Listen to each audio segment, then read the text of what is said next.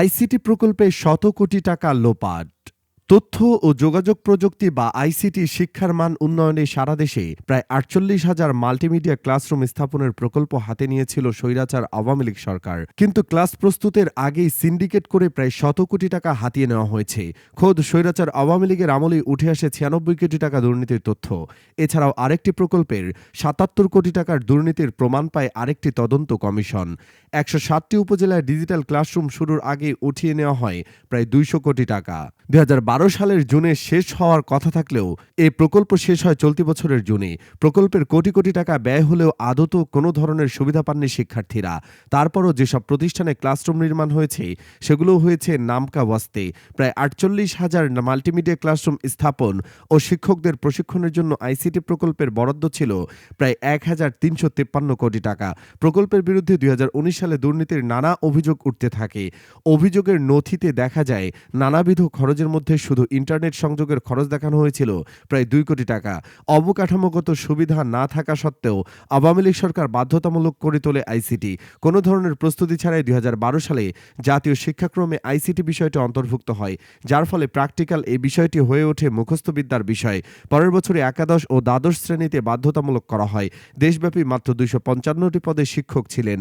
বাধ্যতামূলক করা হলেও আইসিটি পদ সৃজনই করা হয়নি। এ প্রকল্পের মেয়াদ চলতি বছরের জুনে শেষ হলেও উপকার বঞ্চিত হয়েছেন শিক্ষার্থীরা। প্রকল্পের আওতায় ছিল ১৩ ধরনের প্রশিক্ষণ পান ৫,২১,১১২ জন। মাল্টিমিডিয়া ক্লাসরুম দেখানো হয় ৩৬,০৮৪টি, যাতে থাকার কথা desktop computer, UPS, pendrive, smart TV ও রাউটার। প্রকল্পের আওতায় ৬৬৬টি ট্রেনিং রুম ও কনফারেন্স রুম। প্রকল্পের অধীনে নাইম, টিটিসি, এইচটিএসটিটিআই, বিএমটিটিআই ২১টি করে ১০৫টি মাল্টিমিডিয়া প্রশিক্ষণ কক্ষ নির্মাণ করা হয়।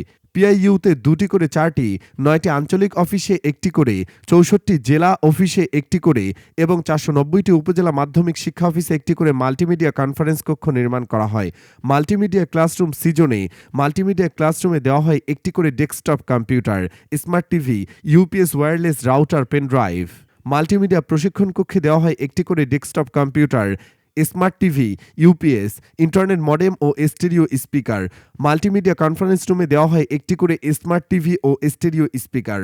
প্রকল্প শুরু হয় ২০১৬ সালে, যার আওতাধীন ছিল আইসিটি বিষয়ক ১৩ ধরনের প্রশিক্ষণ বাস্তবায়ন, যাতে প্রশিক্ষণ পান প্রায় ৫,২১,১১২ জন। মাল্টিমিডিয়া ক্লাসরুম সৃজন করা হয় ৩৬,০৮৪টি, যাতে থাকার কথা desktop computer, UPS, pendrive, smart TV ও রাউটার। প্রকল্পের আওতায় ৬৬৬টি ট্রেনিং রুম ও কনফারেন্স রুম সৃজন করা হয়। প্রকল্পের অধীনে নাইম।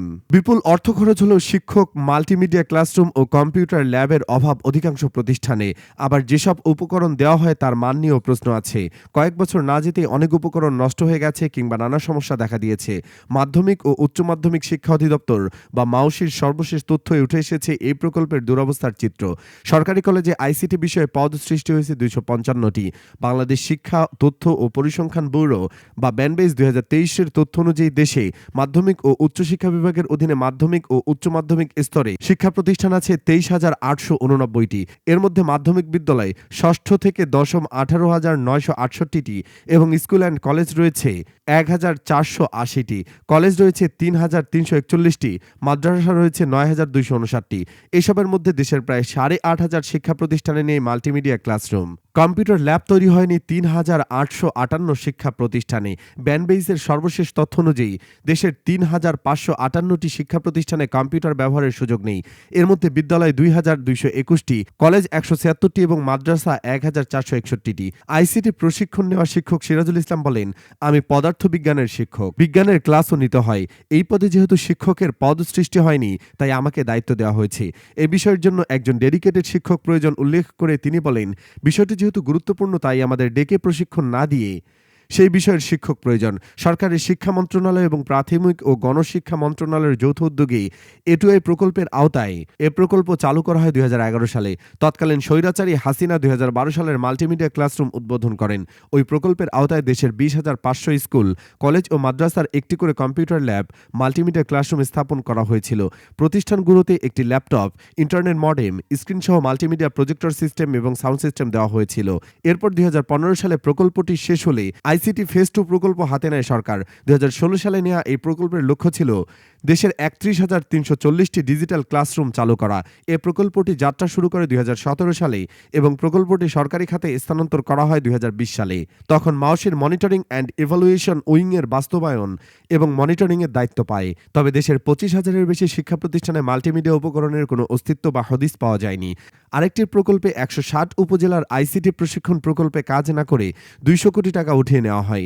এই অভিযোগটি দুর্নীতি দমন কমিশন দুদকের শিক্ষা মন্ত্রণালয়ে পাঠায়, যার তদন্তের দায়িত্ব দেওয়া হয় মন্ত্রণালয়ের অতিরিক্ত সচিব খালেদা আক্তার ও তার নেতৃত্বে 2 সদস্যকে। কিন্তু এরপরেই তার বদলি হয়ে যাওয়ার থমকে যায় সে তদন্ত। অভিযোগে বলা হয় একটি প্রকল্পে টাকা আত্মসাতের উদ্দেশ্যে একটি প্রভাবশালী মহল শুরু থেকে চাতুরতার আশ্রয় গ্রহণ করে। তারা মন্ত্রণালয়ের প্রভাব খাটিয়ে অন্তত 3 জন কর্মকর্তাকে ব্যানবেইজে বদলি করে দেন এবং এই কর্মকর্তাদের দ্বারা বেআইনিভাবে পুরো কাজ নিষ্পন্ন করতে আগের তারিখের কাগজপত্র বানিয়ে টেন্ডার ডকুমেন্ট তৈরি করে এবং তারা সেই কাজ পায়। এক্ষেত্রে 24 জন উপঠিকাদারের মাধ্যমে কাজ সম্পন্ন করা যাবে মর্মেও সিদ্ধান্ত গ্রহণ করে। এসব সাব কন্ট্রাক্টরের মাধ্যমে কাজ না করেই অগ্রিম বাবদ প্রায় 200 কোটি টাকা উঠিয়ে নিয়েছে এই শক্তিশালী চক্র। এতে আরও বলা হয়, পতিত জমি না হওয়া সত্ত্বেও মাটি ভরাটের খরচ দেখানো হয়। কোরিয়ান ঋণ এবং বাংলাদেশ সরকারের অর্থায়নে যৌথভাবে এই কাজটি করার কথা। থাইহান কনসোর্টিয়াম বা Taiwan electrical company limited, AILGIN, NC company limited এ কাজের প্রধান ঠিকাদারি প্রতিষ্ঠান ছিল।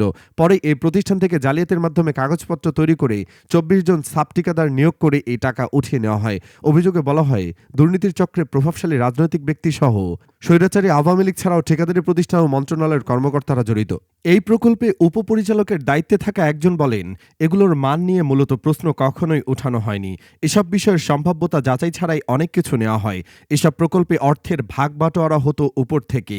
এর ভাগ পেতেন সে সময় শিক্ষামন্ত্রী ডক্টর দীপু মনি, উপমন্ত্রী মহিবুল হাসান চৌধুরী সহ ঊর্ধ্বতন কর্মকর্তারা। কাজের জন্য নির্বাচিত ঠিকাদাররা ছিল দীপু মনির সিন্ডিকেটের লোক। ঠিকাদাররা অর্থ বরাদ্দ পেতেন, তার থেকে 15% উপর থেকে কেটে নেওয়া হতো। আবার এই অর্থ পাওয়ার পর নানা পর্যায়ে ভাগ বাটোয়ারা হতো।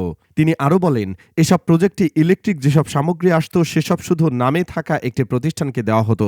এসবের সঙ্গে সাবেক তথ্য প্রযুক্তি প্রতিমন্ত্রী জুনায়েদ আহমেদ পলকের সিন্ডিকেটও জড়িত ছিল। এসব নিম্নমানের পণ্য নিয়ে যাতে ভবিষ্যতে কোনো আপত্তি না আসে সে ব্যবস্থাও করতে হতো। দেখভালের দায়িত্বে থাকা ব্যক্তিরা এসব পণ্যের ভাগ নিয়ে আপত্তিপত্রে ভালো কথা লিখতেন। এক প্রশ্নের জবাবে তিনি বলেন, এসব পণ্যের মান এতটাই খারাপ ছিল যে বিভিন্ন প্রতিষ্ঠান থেকে আপত্তি আসতে থাকে। আলোচনা হয় সংসদেও। বঞ্চিত ঠিকাদাররা দুদকে আবেদন করে তদন্তের ব্যবস্থা করলেও তা আলোর মুখ দেখেনি। এমনকি অভ্যন্তরীণভাবে 3 মন্ত্রীর সিন্ডিকেট এগুলো ধামাচাপা দেবার চেষ্টা করে। তবে শেষে সংসদে যখন আলোচনা হয় তখন বেশ সমালোচনা হয়। তখন তদন্ত প্রতিবেদনে এসব দুর্নীতির চিত্র উঠে আসে। কিন্তু এরপরও জড়িত 3 মন্ত্রীর নাম সেখানে ছিল না। জানতে চাইলে শিক্ষা উপদেষ্টা অধ্যাপক ওয়াহিদুজ্জামান মাহমুদ বলেন, বিগত সময়ে সকল প্রকল্পেই ব্যাপক দুর্নীতি হয়েছে। তারা শিক্ষা খাতকে দুর্বল করে দিয়েছে। আমরা এসব দুর্নীতি খতিয়ে দেখার চেষ্টা করব। সেই সঙ্গে নানা প্রকল্পের দুর্নীতি বের করার কাজও চলছে।